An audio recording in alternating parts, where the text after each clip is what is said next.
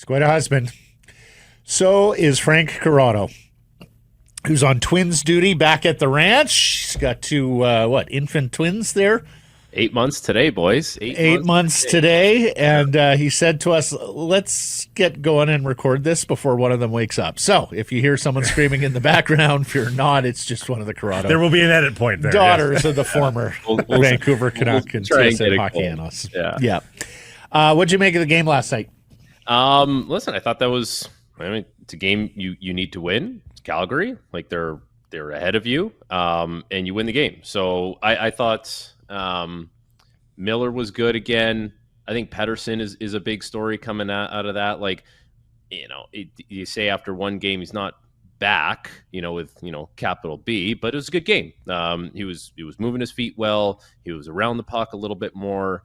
Just a little more assertiveness as far as like kind of working through some of the coverage and some of the contact that came his way. I think that was really important for him. And, the other thing is you're always watching a guy when he makes his NHL debut, and watching Lekkerimaki, you see some flashes of like, the quick twitch kind of skill, skating the puck up the ice. There's a few moments I'm sure that'll be teaching moments, a couple, it's decision time at the blue line. And now it's different in the AHL compared to the NHL or SHL, what you're going to do and what the repercussions can be. But I thought overall, it's a good win. It's a good win last night. So with Pettersson, it's two straight multi-point games here. When would you feel comfortable declaring he's back? Like, what would be the signs that you need to see to say, okay, that's back to being the Elias Pettersson we all know? I want to see it consistently for what? Like, is it too greedy of me to ask for it for like a month? Like, and I'm not saying it has to be. I'm not saying it has to be multi-point games for a month, but I want to see the speed without the puck. I want to see some pace when you're carrying the puck. I want to see you work through coverage or work through physicality on a consistent basis, not kind of hang out on the outside or, I don't want to see a game now in this next month where you got the puck and you're driving it into the zone and you're on your backhand and you just kind of throw this hope backhand pass to the net. Like, no, that you did that already. Now, like, you're at the point where if you really want to start to put it together, that turns into a cut back the other way, or that turns into, I'm going to try and put it under your triangle and drive underneath you and drop the shoulder. Like that's the kind of stuff that I want to see from him on a more consistent basis. So I think that like speed off and on the puck and willing to work through some of the physicality, some of the body contact. If I see that, and guess what? If you do that, you're going to have results when it comes to points because he's too skilled, he's too talented to not. That's when I would say, he's back. But I want to see that for a month. Like that maybe it's me being greedy, but that's what I want to see. Some people are going to roll their eyes at this, and I would have maybe at various times for different players as well. But he looks like he's having fun again, and I don't know. Smiles. I don't know if one begets the other. Like, I don't know. There's a chicken or egg argument here. Does the joy make him play better hockey, or does the better hockey make him joyful? But they are both there in tandem now, where neither one of them was there, a month ago. So, do you think that's a factor here? Hey, can I just say something about that? Like, not every hockey player is wired the same way. Like, what makes someone have fun coming to the rink for one guy is different than another guy and another guy.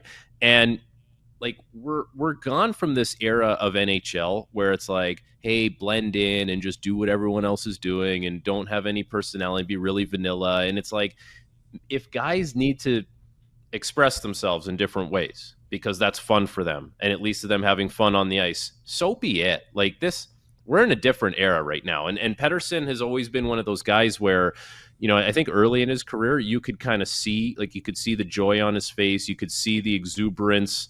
And it was just kind of raw. It almost feels like he suppresses it at times. But every once in a while, you get that you see it, the little glimpse of it. And you're like, I kind of forgot how much fun it looked like this guy was having out there back when he was breaking ankles. Who was it? Ryan Strome, when he was on the Oilers, he's doing the Pavel Datsyuk on him and he's tripping over himself. Like, yeah, I guess it is the chicken and the egg. But it's funny. Like for some reason, confidence has been like a big buzzword this week wherever I've been talking. And it's like, confidence is just evidence, man. That's all it is. It's evidence that you can do it. And he's going to build more evidence in the present that will lead to more confidence for him. But like, if he ever wanted to fire up the highlight reel and take a look at some of the stuff he was doing when he was really having fun, like, there's a lot of evidence there that you should be a confident player and be a player that has fun. However you get to that, it's not the same for every guy. Mentioned it yesterday. I went back and looked at his first ever goal. Like, I can't remember the time where he's worked that quickly. Like, the shot gets off so quickly, his stick handling is so quick, and we started to see a little bit of that in the last couple of games, which is good. And you know who else looks a little bit like that is Jonathan Lekkerimaki. Like, the movements are very similar. Right? You know, they'll ultimately be different players. Lekkerimaki will never be a center, but Pettersson, of course, started on the wing when they were easing him in, and you know, both of them from opening night did not look like they were out of their depth. And Lekkerimaki did not look like he was a kid playing in an adult league. He looked like he belonged.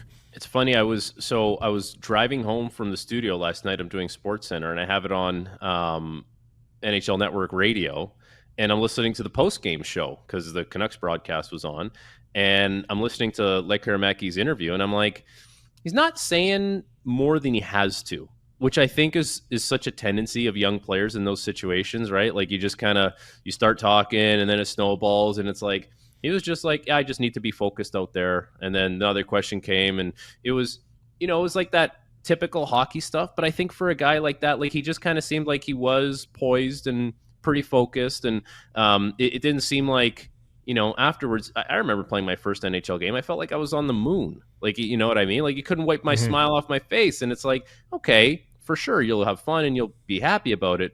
But it just kind of felt like, yeah, I'm just starting this, and I just want to focus on what I'm doing, and it felt almost stoic.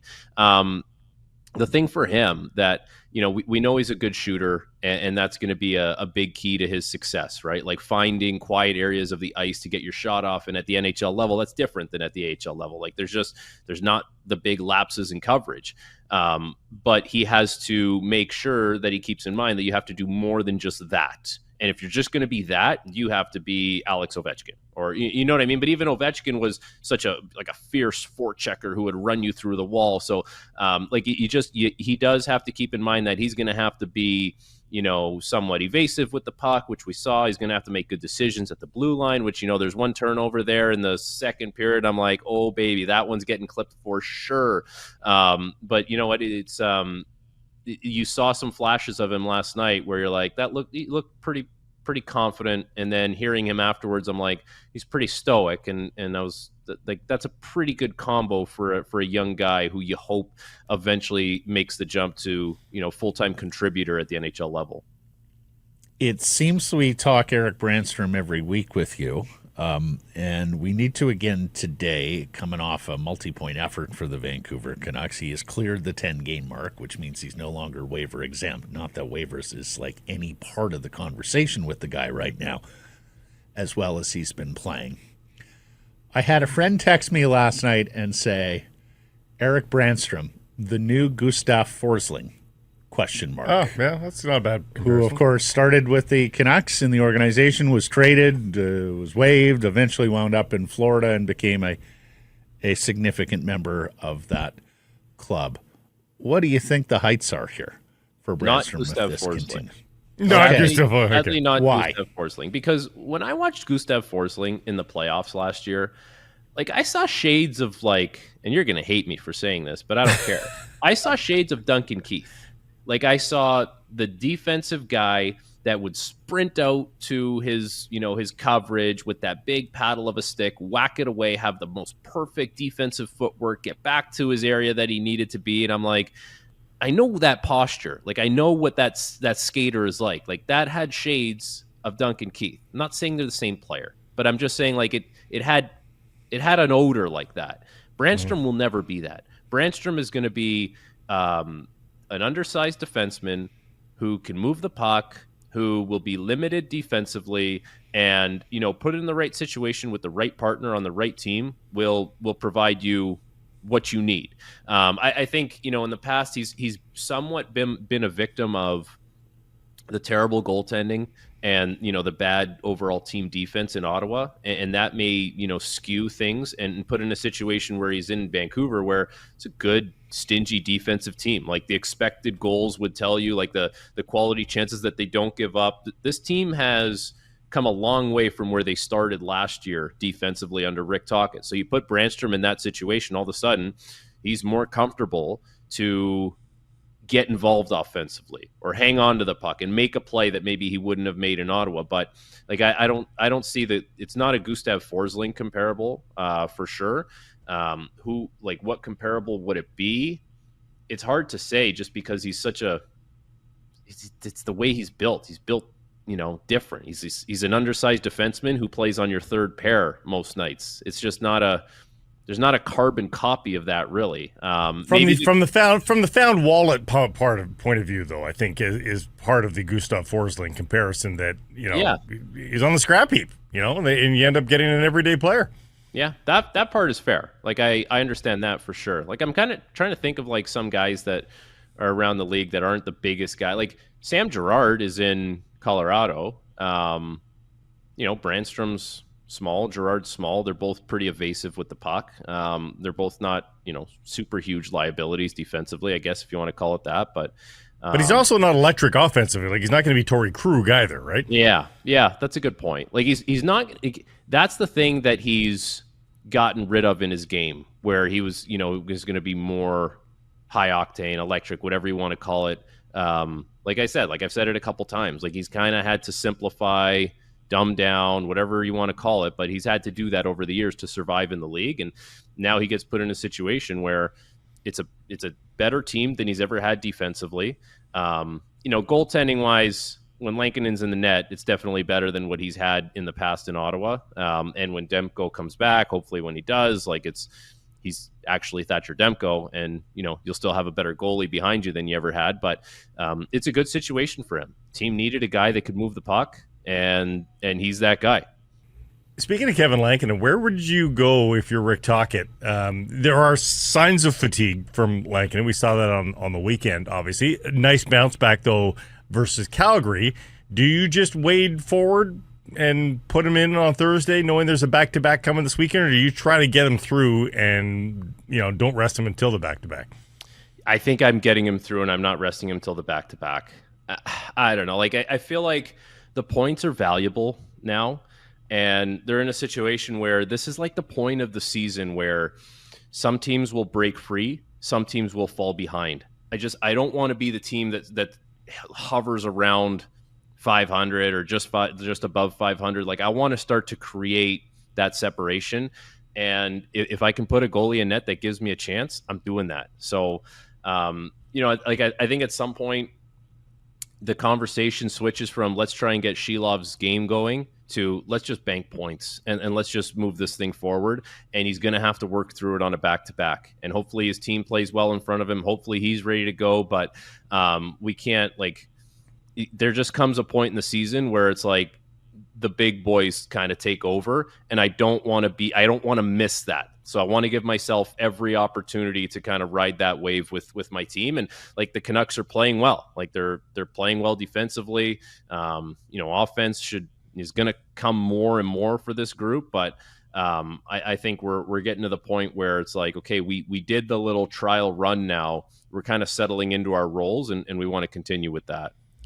Before you go, wasn't there a 15-win Washington Capitals team back in the day?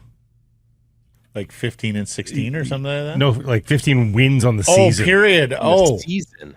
Yeah, I think so. In the 1970s. Okay, I'll look it up. But the Jets are there already. What? Like we have not talked much Jets here, but at this point, at 15-1, Frank Corrado, what the hell do you make of these Winnipeg Jets?